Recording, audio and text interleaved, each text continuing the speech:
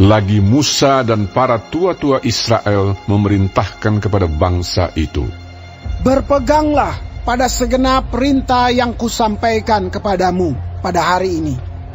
Dan pada hari kamu menyeberangi sungai Yordan, ke negeri yang diberikan kepadamu oleh Tuhan Allahmu, maka haruslah engkau menegakkan batu-batu besar dan mengapurnya.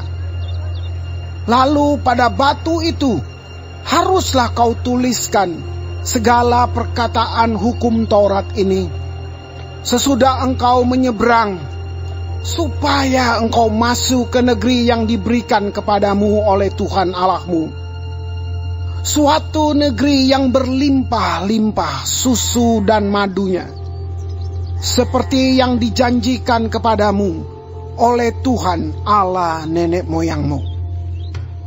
Dan sesudah kamu menyeberangi sungai Yordan, maka haruslah batu-batu itu yang telah kuperintahkan kepadamu pada hari ini, kamu tegakkan di gunung Ebal dan kau kapuri.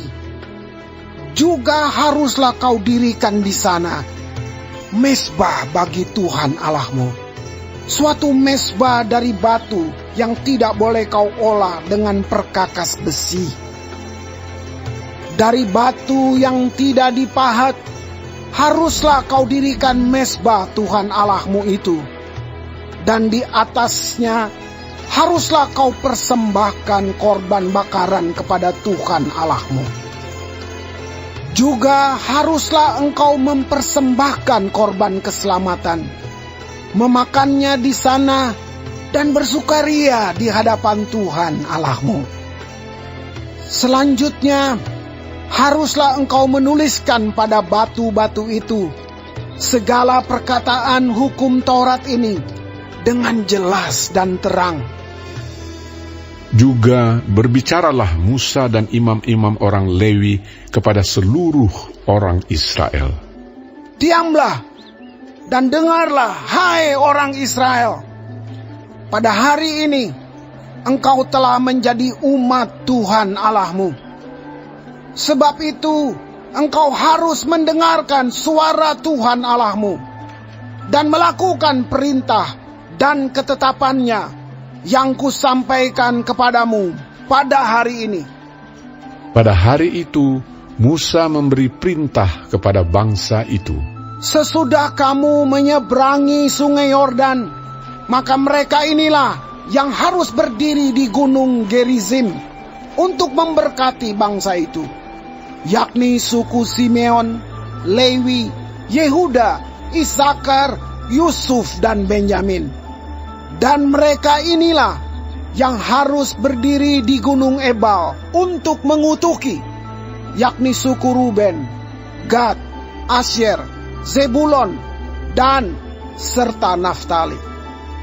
Maka haruslah orang-orang Lewi mulai bicara dan mengatakan kepada seluruh orang Israel dengan suara nyaring, terkutuklah orang yang membuat patung pahatan atau patung tuangan, suatu kekejian bagi Tuhan, buatan tangan seorang tukang, dan yang mendirikannya dengan tersembunyi. Dan seluruh bangsa itu haruslah menjawab, amin. Terkutuklah orang yang memandang rendah ibu dan bapaknya. Dan seluruh bangsa itu haruslah berkata, amin. Terkutuklah orang yang menggeser batas tanah sesamanya manusia. Dan seluruh bangsa itu haruslah berkata, amin.